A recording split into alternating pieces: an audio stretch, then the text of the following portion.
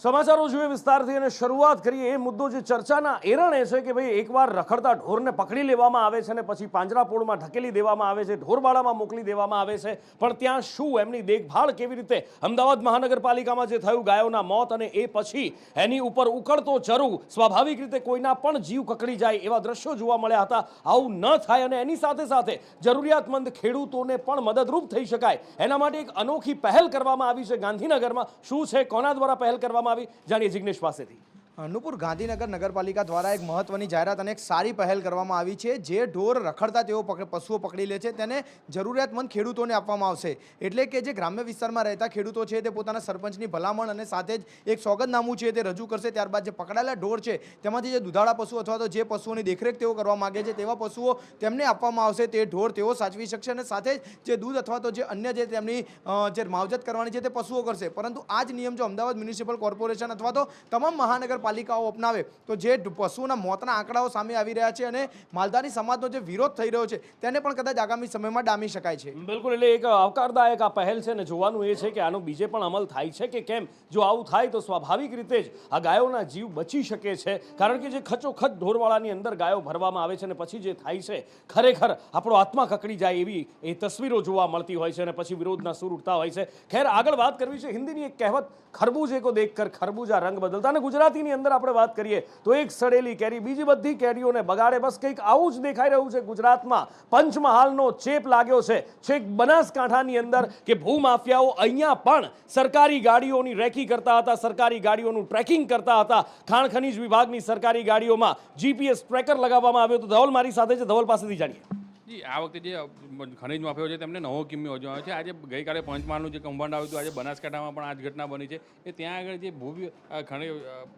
ખાણ ખનીજ વિભાગની જે ગાડીઓ હોય છે ત્યાં જે દરોડા કરવાનું જોવાનું તો ત્યાંની ઉપર જ એ લોકો જીપીએસ ટ્રેકર લગાવી દીધું હતું અને જેથી કરીને માહિતી મળી શકે કે ખાણ ખનીજ વિભાગની ગાડી કઈ જગ્યાએ જઈ રહી છે. તો પંચમહાલમાં પણ આવું જ બન્યું. ત્યાં આગળ તો જીપીએસ લગાવવા બાદ તેને વોટ્સએપ ગ્રુપ બનાવ્યું, જે આરોપીઓ છે તેમને, અને કીધું કે જો આ ગ્રુપમાં જોડાવવું હોય, તમારે માહિતી લાઈવ લોકેશનની મેળવવી હોય તો 500 રૂપિયા આપવા પડશે. વોટ્સએપ ગ્રુપમાં જોડાવાના પણ 500 રૂપિયા. એટલે ખાણ ખનીજ વિભાગની અંદર આજે ખનીજ ચોરી ચાલી રહી છે. તો અધિકારીઓ કરતાં ટેકનોલોજીનો વધુ ઉપયોગ ગુનેગારો કરી રહ્યા છે અને મોટા પાયે બેફામ ખનીજ ચોરી થઈ રહી છે. એટલે હવે સરકારે આના માટે નવી ટેકનોલોજી વિચારવી પડશે કે જે ભૂમાફિયાઓ છે તેમની ઉપર અંકુશ મેળવવા માટે આનાથી આગળના પગલાં શું હોઈ શકે. કારણ કે સમગ્ર રાજ્યમાં જોઈએ તો પંચમહાલ અને બનાસકાંઠા બે જ ઘટના સામે આવી છે, પણ અગાઉ અનેક જિલ્લાઓમાં પણ આવી ઘટનાઓ સામે આવી ચૂકી છે. અને આપણે ભરૂચમાં તો જોયું હતું કે પોલીસ અધિકારીઓ આ અંગેની માહિતી ગુનેગારો સુધી પહોંચાડતા હતા. બિલકુલ, એટલે સવાલ અહીંયા ઘણા બધા થવા સ્વાભાવિક છે, કારણ કે સવાલ એ થાય કે આ ગાડીઓ સરકારી ગાડીઓ હોય છે, સરકારી પ્રિમાઇસીસની અંદર પડી હોય છે, સરકારી પ્રિમાઇસીસની અંદર સીસીટીવી કેમેરા પણ લાગેલા હોય છે. તો આ ગાડીઓની અંદર જીપીએસ ટ્રેકર લગાવ્યા કોણે,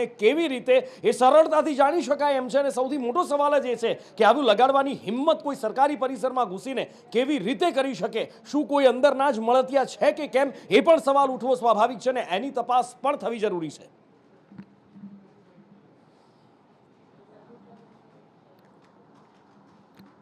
વાત કરવી છે રાતા પાણીએ રોવડાવતી ડુંગળીની. એ ડુંગળી જે લોકોને પણ, સામાન્ય મધ્યમ વર્ગીયને પણ રાતા પાણીએ રોવડાવી રહી છે અને સાથે ખેડૂતોને પણ રાતા પાણીએ રોવડાવી રહી છે. અને ઠેર ઠેર વિરોધના દ્રશ્યો જોવા મળી રહ્યા છે. ખેડૂતો એક જ વાત કહી રહ્યા છે કે જ્યારે ભાવ નથી મળતો તો કરવું શું? ઉપલેટાની અંદર અત્યારે એક પણ જગ્યા, એક પણ શેરી ગલી એવી નહીં હોય કે જ્યાં આગળ ડુંગળી નહીં હોય, કારણ કે ખેડૂતોએ એક તરફ લોકોને મફતમાં ડુંગળીનું વિતરણ કર્યું, બીજી બાજુ ગોંડલની અંદર રસ્તા ઉપર ડુંગળી ફેંકી દેવામાં આવી. મહુવા જે ડુંગળીનું સૌથી મોટું હબ ગણવામાં આવે છે, ડિહાઇડ્રેશનની સૌથી મોટી ઇન્ડસ્ટ્રીનું હબ ગણવામાં આવે છે, જ્યાં ડુંગળીના પાવડર બનતા હોય છે, મહુવા માર્કેટ યાર્ડ હબ ગણાય છે ડુંગળી માટેનું, ત્યાં પણ આ જ પરિસ્થિતિ જોવા મળી છે. ડુંગળીની ખરીદી બંધ થઈ ગઈ છે. ખેડૂતો આકરા પાણીએ જોવા મળી રહ્યા છે. મયુર સોની પાસેથી જાણીએ કે શું હાલત છે ખેડૂતોની, કેવા સપના એમણે સેવ્યા હતા અને પછી જ્યારે એમના સપના પર પાણી ફરી વળ્યું, ખેડૂતોની શું હાલત?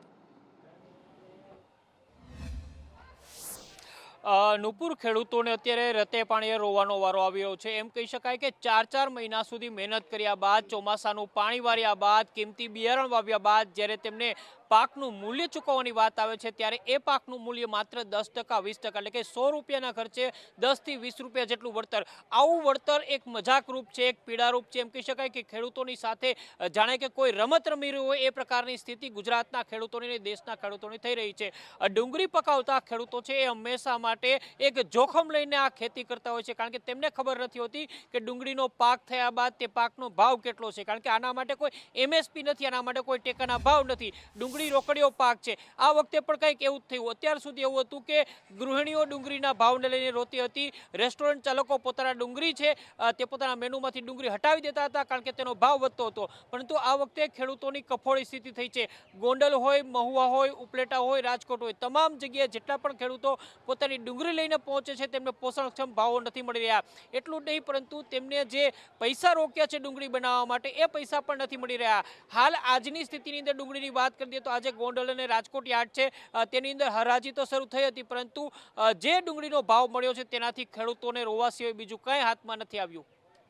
અને ખેડૂતો અત્યારે ડુંગળી ફેંકવા માટે મજબૂર બન્યા છે. એક તરફ બેઠકોના ધમધમાટ થાય છે, નિર્ણય લેવામાં આવશે, જલ્દી જ નિર્ણય લેવામાં આવશે એવી આશા પણ વ્યક્ત કરવામાં આવે છે, પણ અત્યારે કોઈ પગલાં નથી ભરાતા અને ખેડૂત કાગડોળે રાહ જોઈ રહ્યો છે કે સરકાર એમની સાથે ઊભી રહે, ખેડૂતોના બેલી બની અને કોઈ એવો નિર્ણય કરે કે વચ્ચેનો રસ્તો નીકળે, દેશમાં ડુંગળીની અછત પણ ઊભી ન થાય, ખેડૂતોને પણ પોષણક્ષમ ભાવ મળી રહે. હવે જોઈએ કે ક્યારે આ નિર્ણય લેવામાં આવે છે. આશા રાખીએ કે જલ્દી જ આ નિર્ણય આવે. આગળ વાત કરવી છે રેસ્ટોરન્ટની અંદર જાઓ તો તમને સાવધાન કરવા છે કારણ કે વારંવાર કોઈક ને કોઈક જગ્યાએથી એવું સામે આવે છે કે જમવામાંથી જીવાત નીકળે, જમવામાંથી વંદા નીકળે અને કદાચ શબ્દો વર્ણવતા પણ અરેરાટી થઈ જાય એવા આ 4 દ્રશ્યો અત્યારે ટીવી સ્ક્રીન પર દેખાઈ રહ્યા છે. Real paprika Ahmedabad, British pizza Ahmedabad, courtyard Marriott Ahmedabad, ઘી ગુડ અમદાવાદ અને એની સાથે સાથે જામનગરની અંદર પણ ભૂતકાળમાંથી આ જીવાતો નીકળી ચૂકી છે. આવી રીતે જમવામાંથી જે જમવાનું કદાચ અડવું પણ ન ગમે એવું પીરસવામાં આવે છે. ફરી એકવાર જામનગરમાં એક પિઝા હાઉસમાંથી જ્યારે પિઝા મંગાવવામાં આવ્યો તો જીવાત નીકળ્યાનો આરોપ લગાવવામાં આવ્યો છે. નિકુલ પાસેથી જાણીએ. નિકુલ,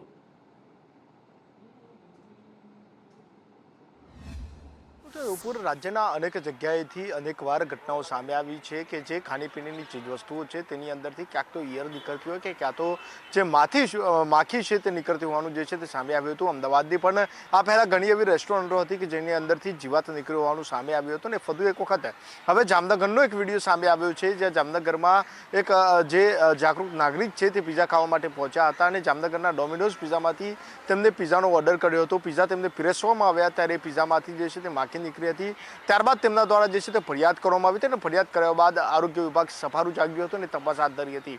પરંતુ સવાલ એ થઈ રહ્યો છે નુપુર કે રાજ્યની અંદર અનેકવાર આવી ઘટનાઓ બની ચૂકી છે અને તાજેતરમાં જ ઘણી એવા સ્થળો છે, ઘણા એવા ખ્યાતનામ રેસ્ટોરન્ટો છે કે જ્યાં ઊંચા પૈસા લઈને જે ખાવાનું જે પીરસતા હોય છે તેમને ત્યાંથી જ આ પ્રકારના વંદા નીકળતા હોય છે, કાં તો જે ઈયળ નીકળતી હોય છે કે કાં તો પછી જે માખીઓ છે તે નીકળતી હોય છે. અને આ પ્રકારના જે વિડીયો વાયરલ થાય છે ત્યારબાદ આરોગ્ય વિભાગ જે છે સતર્ક થતું હોય છે. ત્યારે સવાલ ચોક્કસથી થઈ રહ્યો છે કે શું આરોગ્ય વિભાગ આ પહેલા જ તપાસ કેમ હાથ નથી થતું ને વિડીયો સામે આવ્યા બાદ કેમ તંત્ર દોડી રહ્યું છે? જી, અને આગળ વાત કરવી છે રાજ્ય વ્યાપી દરોડાની અને આ દરોડા પાડવામાં આવ્યા છે વિઝા એજન્ટોને ત્યાં જ્યાંથી કબૂતરબાજીના ધંધા ચાલતા હોય છે. દરેક વિઝા એજન્ટ કબૂતરબાજી નથી કરતા એ પણ સ્પષ્ટતા કરી દઈએ, પણ કેટલાક એવા હોય છે કે જે કબૂતરબાજી કરતા હોય છે, લોકોના જીવ જોખમમાં મૂકતા હોય છે. ત્યારે આ પ્રવૃત્તિને અટકાવવા આખરે રાજ્યનું તંત્ર જાગ્યું છે અને સીઆઈડીએ ગુપ્ત રાહે આખું ઓપરેશન પાર પાડ્યું છે. ક્યાં કેવી રીતે ઓપરેશન પાર પાડવામાં આવ્યું, કેટલા અધિકારીઓ જોડાયા, કેવી રીતે આખું ઓપરેશન ગુપ્ત રાખવામાં આવ્યું અને જ્યારે દરોડા પાડ્યા તો ક્યાંથી શું આપત્તિજનક મળી આવ્યું છે આશુતોષ પાસેથી જાણીએ. આશુતોષ,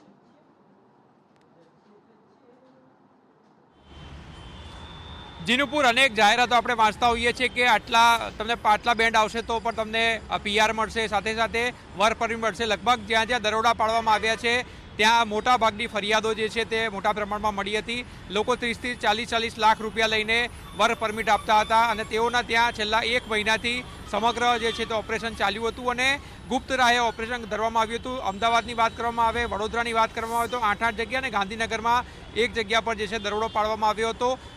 નેપચ્યુન જે છે visa consultancy, first step immigration છે, આવી અનેક એજન્સીઓ જે છે વિઝા કન્સલ્ટન્ટ તેમને ત્યાં દરોડા પાડવામાં આવ્યા હતા. 100થી પણ વધારે પોલીસ અધિકારીઓ જે છે તેઓ ટીમમાં જોડાયા હતા. અનેક ડમી ગ્રાહકો જે છે ત્યાં વિઝાની ઇન્કવાયરી માટે મોકલવામાં આવ્યા હતા અને સમગ્ર ગુપ્ત જે છે તે રાહે ઓપરેશન બહાર પાડવામાં આવ્યું હતું. જે લોકો ગતરોજ જ્યારે દરોડો પાડ્યો હતો તો તેમને પણ એક ચિઠ્ઠી આપવામાં આવી હતી જે તે લોકેશન ઉપર પહોંચી જવા માટે જણાવ્યું હતું અને ત્યાં પહોંચ્યા બાદ જ ચિઠ્ઠી જે છે તે ખોલવાની હતી અને જે ડોક્યુમેન્ટ્સ મળ્યા છે તેમાં 37 જેટલા પાસપોર્ટ જે જપ્ત કરવામાં આવ્યા છે. 182 પાસપોર્ટની નકલ છે, 79 માર્કશીટ છે 52 જેટલા ઇલેક્ટ્રોનિક ગેજેટ છે, 9 એટલા અન્ય સર્ટિફિકેટ છે, 8 જેટલા નોટરીના સિક્કા છે, રબર સ્ટેમ્પ જે છે જપ્ત કરાય. એટલે નોટરી પણ તેઓ જાતે કરતા હતા. એટલે ખોટા ડોક્યુમેન્ટ જે છે તેઓ ઊભા કરતા હતા અને વર્ક પરમિટના લેટરો પણ મળી આવ્યા છે, જે ખોટા વર્ક પરમિટના જે છે બહારના એડ્રેસ ઉપરથી પોતે જ ઇસ્યુ કરતા હતા અને ખોટા ડોક્યુમેન્ટ જમા કરીને વિઝા મેળવતા હતા. એટલે ક્યાંક ને ક્યાંક જે તે વિદેશની જે વિઝા આપણે એમ્બસી હોય છે તેમાં પણ ખોટા ડોક્યુમેન્ટ રજૂ કરતા હતા. એના કારણે વિઝા રિજેક્ટ થતા હતા અને વિઝા રિજેક્ટ થતા અન્ય દેશોના પણ કહી શકાય કે લોકોને વિઝા નથી મળતા અને તે પ્રકારની ફરિયાદો જે છે તે મળી હતી અને તેના આધારે રાજ્યવ્યાપીમાં આ પ્રકારના દરોડા પાડવામાં આવે છે. જી, બંને પ્રકારના ડોક્યુમેન્ટ મળે છે. ઇવન અન્ય રાજ્યોના કોલેજના ડિગ્રી સર્ટિફિકેટ માર્કશીટ પણ મળે છે. એ બધા બોગસ છે. એ અમે તપાસ દરમિયાન બધા કાર્યવાહી કરવામાં આવશે. સંબંધિત શૈક્ષણિક સંસ્થા, ઇવન જો એક્સપિરિયન્સ લેટર આપેલ સંસ્થા, એ તમામને કોન્ટેક્ટ કરીને ખરેખર એવા ડોક્યુમેન્ટ ઇસ્યુ કરવામાં આવેલ છે કે કેમ, એ તમામ તપાસના મુદ્દા છે. that will be taken care during investigation. રાજ્યમાં નકલીની બોલબાલા છે, નકલીનો કારોબાર ચાલી રહ્યો છે, બધું જ નકલી મળી રહ્યું છે. અહીંયા આગળ ખાવા પીવાની વસ્તુઓથી લઈ સરકારી કર્મચારીઓ અને સરકારી કચેરીઓ પણ નકલી મળે છે. અને હવે લોકોને લૂંટવા માટે એક નવો કિમિયો અપનાવવામાં આવ્યો છે. યાત્રાધામોની અંદર બનેલા તીર્થધામ કે જ્યાં આગળ જઈને લોકો રોકાતા હોય છે, એની પણ વેબસાઇટો નકલી બનાવવામાં આવી છે. હોટલ ગેસ્ટ હાઉસનું ઓનલાઈન બુકિંગ જો કરાવો છો તો ચેતી જજો. આ કિસ્સો જોઈ લો જે દ્વારકામાંથી સામે આવ્યો છે. હોટલ ગેસ્ટ હાઉસની અહીંયા નકલી વેબસાઇટ બનાવવામાં આવી, ફેક વેબસાઇટ બનાવી અને લોકો પાસેથી પૈસા પડાવવામાં આવ્યા છે. દ્વારકાની અંદર સ્વામિનારાયણ ભક્તિધામ અમારું આવેલું છે, નાગેશ્વર રોડ ઉપર અંબુજાની અંદર. એની અંદર કેટલાય ભક્તો ફોરની અંદર ફસાય છે, જેથી કરી અમારો એક બધાને સંદેશ આપવામાં આવે છે કે યાત્રાધામ દ્વારકાની અંદર કોઈ ઓનલાઈન સ્વામિનારાયણ ભક્તિધામ નામની કોઈ ઓનલાઈન અમારી વેબસાઇટ નથી, જેથી કરીને કોઈ એની અંદર કોઈ લોભામણના તમને પ્રલોભન આપે તો એમાં કોઈ ફસાવવું નહીં. એની અંદર ઓનલાઈન કોઈ બુકિંગ કરવું નહીં. એની ખાસ બધાને ભલામણ છે, નમ્ર વિનંતી છે, જેથી કરીને તમે પણ ફોનની અંદર ફસાતા અટકી જાઓ. અને આગળ વાત કરવી છે ધારાસભ્ય જે 1 મહિના સુધી ભૂગર્ભની અંદર રહ્યા, પોલીસ ગોતતી રહી પણ ક્યાંય ન મળે. આખરે સરેન્ડર કર્યું 1 મહિનો 9 દિવસ પછી. પણ એ 1 મહિનો 9 દિવસ સુધી એવી રાજનીતિ ગરમાતી રહી અને પછી જ્યારે સામે આવ્યા તો રાજનીતિએ ઓર ફૂંફાળો માર્યો અને રાજનીતિના આક્ષેપ પ્રતિ આક્ષેપના બાણ છૂટતા જોવા મળ્યા. એ બધા વચ્ચે તપાસનો ધમધમાટ પણ ચાલી રહ્યો છે. 3 દિવસના રિમાન્ડ પર છે ધારાસભ્ય અને સાથે જ એમને સાથે રાખીને તપાસ કરવામાં આવી રહી છે. શું કેવી રીતે તપાસ કરવામાં આવી રહી છે, શું જાણવાનો પ્રયત્ન કરવામાં આવી રહ્યો છે, અત્યાર સુધીમાં શું સામે આવ્યું છે અને રાજનીતિ કેવી ચરમ પર પહોંચી રહી છે, કૃણાલ પાસેથી જાણીએ. કૃણાલ,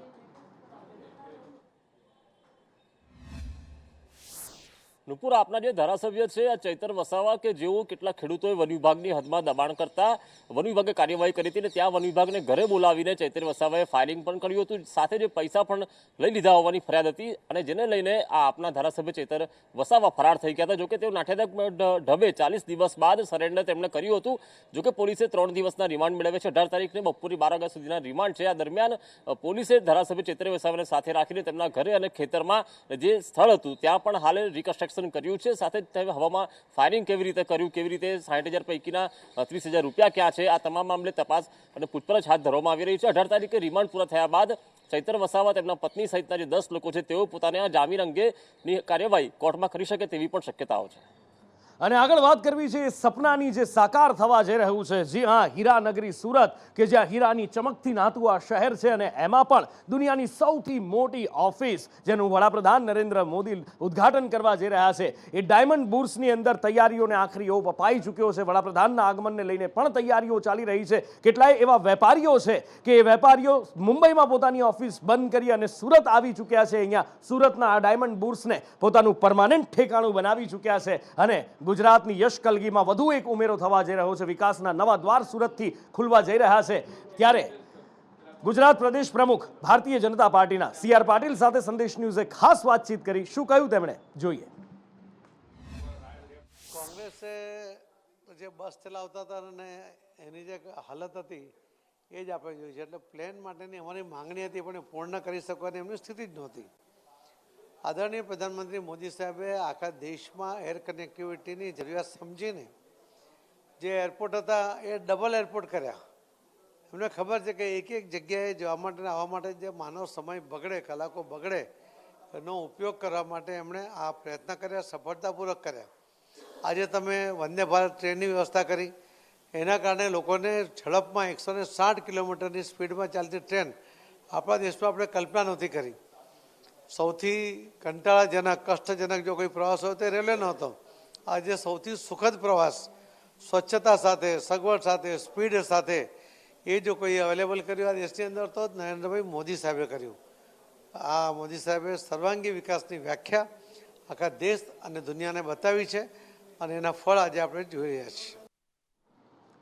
અને અદ્ભુત કોમ્પ્લેક્સ તૈયાર થઈ ચૂક્યું છે અને રાહ જોવાઈ રહી છે હવે તેના લોકાર્પણની, કે જેમાંથી અનેક ફાયદાઓ ગુજરાતને મળવાના છે. મેં જેમ આગળ પણ કહ્યું કે વિકાસના નવા દ્વાર હવે સુરતમાંથી ખુલવા જઈ રહ્યા છે. કઈ કઈ વિશેષતાઓ છે આ ડાયમંડ બુર્સની એ અત્યારે અમે આપને બતાવી રહ્યા છીએ. આ સ્પાઇન જે બનાવવામાં આવી છે, 4 અલગ અલગ એમાં પાર્ટ છે. સ્પાઇનના કોમન પેસેજને ઠંડો રાખવા માટે રેડિયન્ટ કુલિંગ સિસ્ટમ પણ અંદર રાખવામાં આવી છે. એક અદ્ભુત નજારો, આકાશી નજારો પણ, અને જ્યારે પણ તમે અંદર જાઓ ત્યારે પણ જબરજસ્ત નજારો અહીંયા જોવા મળે છે. ગ્રાઉન્ડ ફ્લોર પર મેમ્બરો માટે બેંક પણ છે, અંદર જ રેસ્ટોરાં પણ છે, અંદર ડાયમંડ લેબની સુવિધા પણ છે. ગ્રીન ડાયમંડ જેને આપણે કહીએ છીએ, જે લેબમાં બનેલા ડાયમંડ, એનું પણ અહીંયા આગળ એક ખાસ વિશેષ મહત્વ રાખવામાં આવ્યું છે. યુટિલિટી સર્વિસ માટે અલગ બિલ્ડિંગની પણ અહીંયા વ્યવસ્થા કરવામાં આવી છે. સુરતનું આ ડાયમંડ બુર્સ એક મોટું નજરાણું, અને પ્રત્યેક 2 ટાવર વચ્ચે 6000 સ્ક્વેર મીટર એટલે કે 3 વીઘાનું મોટું ગાર્ડન પણ બનાવવામાં આવ્યું છે. એટલે કે અહીંયા વાતાવરણને પણ ધ્યાનમાં રાખવામાં આવ્યું છે, પ્રકૃતિને પણ ધ્યાનમાં રાખવામાં આવી છે.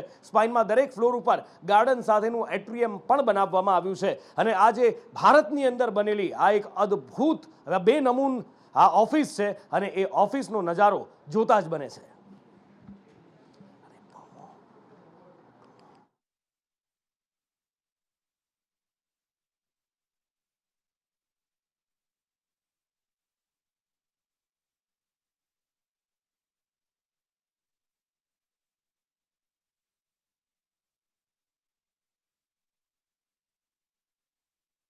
અને આગળ વાત કરવી છે રામ મંદિરની. જી હા, ભવ્ય અને દિવ્ય રામ મંદિર બનીને તૈયાર થવા જઈ રહ્યું છે, અને 22 તારીખ હવે નજીક આવી રહી છે, જ્યારે આ પ્રાણ પ્રતિષ્ઠા મહોત્સવ યોજાવાનો છે. તૈયારીઓને આખરી ઓપ અપાઈ રહ્યો છે, અને સાથે જ આમંત્રિતોની યાદી પણ તૈયાર થઈ ચૂકી છે. એક આમંત્રિતોને, મહેમાનોને આમંત્રણ મોકલવામાં આવી રહ્યા છે. સેલિબ્રિટીઝથી લઈ અને દેશના મોટી હસ્તીઓને કોને આમંત્રણ આપવામાં આવી રહ્યા છે, અને કેવી છે તૈયારીઓને આખરી ઓપ આપવાની, એ અત્યારની બધી જ વસ્તુઓ જાણી અંકિત પાસેથી. બિલકુલ, 22મી તારીખે પ્રાણ પ્રતિષ્ઠા મહોત્સવ યોજાવા જઈ રહ્યો છે, જેની તૈયારીઓ 15 તારીખથી એટલે કે ગઈકાલથી શરૂ થઈ ચૂકી છે. અને એ તમામની વચ્ચે જે આમંત્રિતો, માફ કરશો, 15મી જાન્યુઆરીથી તેની શરૂઆત થવાની છે, અને એ તમામની વચ્ચે સેલિબ્રિટીઝને જે આમંત્રણ જે છે તેની પણ વાત કરી લઈએ તો 7000થી વધારે લોકોને ખાસ આમંત્રણ આપવામાં આવ્યું છે, જેમાં બોલિવૂડના સેલિબ્રિટીઝ જે છે તેનો પણ સમાવેશ થાય છે, જેમાં અમિતાભ બચ્ચનનું નામ પણ સામેલ છે, માધુરી દીક્ષિતનું નામ સામેલ છે, ચિરંજીવી જે સાઉથના સુપરસ્ટાર છે તેમનું નામ પણ સામેલ છે, આ ઉપરાંત રજનીકાંતનું નામ પણ સામેલ છે. આ તમામની વચ્ચે અક્ષય કુમાર જે છે તેમનું નામ પણ સામેલ છે, અને આ ઉપરાંત પણ ઘણા બધા જે સેલિબ્રિટીઝ છે તેમને પણ આમંત્રણ આપવામાં આવ્યું છે. ખૂબ જ મોટો ભવ્યાતિ ભવ્ય